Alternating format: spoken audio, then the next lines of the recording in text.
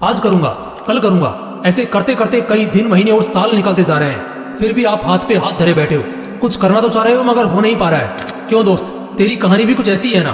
तेरे सपने तो बड़े बड़े हैं, तुझमें उन्हें पूरा करने की चाहत भी है, पूरा कर भी सकते हो, मगर मोबाइल, लड़की और सोशल मीडिया जैसे डिस्ट्रैक्शंस तुम्हारी आंखों पर धूल झोंक रहे हैं और तुम और तुम्हारे सपनों के बीच दीवार बन के खड़े हो रहे हैं। अगर तुम्हें इस दीवार को पार करके सपनों की उड़ान भरनी है तो इस वीडियो को बगैर एक सेकंड भी स्किप किए पूरा देखना, क्योंकि इस वीडियो में तुम्हें कुछ ऐसा पता चलने वाला है जिससे तुम्हारी कई महीनों से चलती आ रही समस्या मात्र 21 दिनों में ही समाप्त हो जाएगी और तुम सभी को पीछे छोड़कर अपना सपना पूरा करने की दौड़ में आगे निकल जाओगे।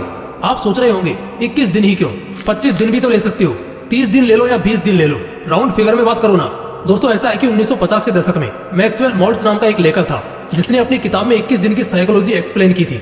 उस एक्सप्लेनेशन का सार था कि 21 दिन ही वो टाइम लाइन है जिस टाइम लाइन में तुम अपनी आदत बदल सकते हो और दुनिया भर के डिस्ट्रैक्शन में फंसे इंसान से खुद एक अट्रैक्टिव इंसान बन सकते हो। तो इसके लिए सबसे पहला टास्क है नंबर 5, डिस्ट्रैक्शंस को अलविदा कह दो।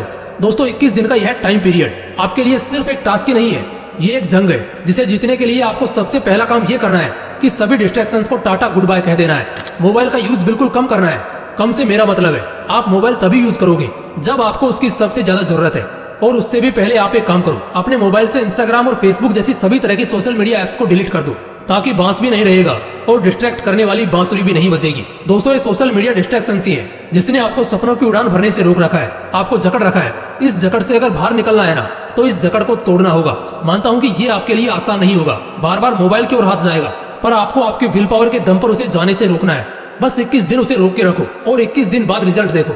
Number 4, wake up early in the morning. आपको हंसी आ रही होगी कि सपना पूरा करने के लिए सुबह 4 बजे उठने की क्या जरूरत है ना। इसी हंसी के साथ आपको यही सवाल स्टीव जॉब्स से पूछना चाहिए, क्योंकि जब तक वो जिंदा रहे वो इसी टाइम पर उठते थे। यही सवाल आपको दुनिया को योग और ज्ञान का पाठ पढ़ाने वाले गुरु और हमारे देश के प्रधानमंत्री से पूछना चाहिए, क्योंकि ये लोग भी इसी टाइम को the perfect time of success कहते हैं। 4 बजे उठने का मतलब यह नहीं है कि आप बहुत एक्टिव हो, इसका मतलब यह भी होता है कि आप अपने सपने, अपने गोल को अचीव करने की होड़ में फुल्ली फोकस रहो। सर्दी के दिनों में जब चद्दर से निकलने का बिल्कुल भी मन नहीं करता, तब भी अपनी विल पावर की क्षमता को जानकर वही इंसान उस टाइम पर उठ सकता है जिसकी जिद ज्वालामुखी के समान हो। खुद से वादा करो कि 21 दिन के इस सफर में आप किसी भी हालत में हर दिन सुबह 4 बजे उठोगे। नंबर 3, फिटनेस पर ध्यान दो। आपको एक किस्सा बताता हूँ। एक इंसान था, उसका बचपन से एक सपना था कि एक दिन वो एक ऐसा मुकाम हासिल करेगा जहां उसे बैठे बैठे सब मिलेगा। वो फुल ऐसो आराम की जिंदगी जिएगा। वो अपने गोल को अचीव करने के प्रति फुल्ली डेडिकेटेड था। उसका डेडिकेशन लेवल इतना हाई था कि ना तो वो ठीक से सोता और ना ही ठीक से खाता था। उसने अपना सपना पूरा करने के लिए कोई भी कसर नहीं छोड़ी थी। वो सोचता था कि गोल अचीव करने के बाद तो यह सब करना ही है। अपने इसी डेडिकेशन, अपनी इसी खून पसीना एक कर देने वाली मेहनत के दम पर उसने वो मुकाम हासिल भी कर लिया। अब उसके पास वो सब कुछ था जिसे पाने के उसने सपने देखे थे। लेकिन एक दिन कुछ ऐसा हुआ कि उसके एक सपने को पूरा करने की इतने सालों की मेहनत चंद मिनटों में ही चकनाचूर हो गई। उसे एक ऐसी बीमारी ने घेर लिया जिसका कोई भी इलाज नहीं था। उस टाइम उसे रियलाइज हुआ कि सपना पूरा करने के सफर में उसे अपने शरीर, अपनी हेल्थ पर जितना ध्यान देना चाहिए था उसने नहीं दिया, जिसका भुगतान उसे अभी इस तरह करना पड़ रहा है। कहने का मतलब बस यही है कि सपना पूरा करने में इतने भी व्यस्त मत हो जाओ कि जिस शरीर के लिए ये सब कर रहे हो उसी की हालत को इग्नोर कर दो। इन 21 दिनों में आपको हर दिन 4 बजे उठते ही कम से कम आधा घंटा मेडिटेशन और आधा घंटा एक्सरसाइज करनी ही है। इस तरह दिन में कम से कम 1 घंटा अपनी बॉडी और ब्रेन को शार्प करने के लिए देना है। नंबर 2, एक अच्छी आदत डालो। सपना पूरा करने की सबसे बड़ी आदत के अलावा भी आपको एक छोटी सी अच्छी आदत डालनी है। आप दिन भर घर पे बैठे बैठे सोशल मीडिया स्क्रॉलिंग या ऑनलाइन गेम्स खेलने के आदी हो चुके हो, तो आउटडोर गेम्स खेलने की आदत डालो। दिन भर रील्स देखने की, कॉमिक बुक्स पढ़ने की आदत है, तो 21 दिन के इस सफर में आप रोज कम से कम 1 घंटा एक ऐसी बुक पढ़ोगे जिसका आपकी प्रोडक्टिविटी पर पॉजिटिव इम्पैक्ट पड़ेगा। कोई नई स्किल सीखो। ऐसी आदत डालने से न केवल आपको कुछ नया सीखने को मिलेगा, बल्कि इसका आपकी थिंकिंग पावर पर भी एक पॉजिटिव इम्पैक्ट पड़ेगा। ये आदतें आपको दिन भर एनर्जेटिक रहने में मदद करेंगी। 21 दिन बिना किसी एक्सक्यूजेस के आपको ये डेली करना है। Number 1, self control.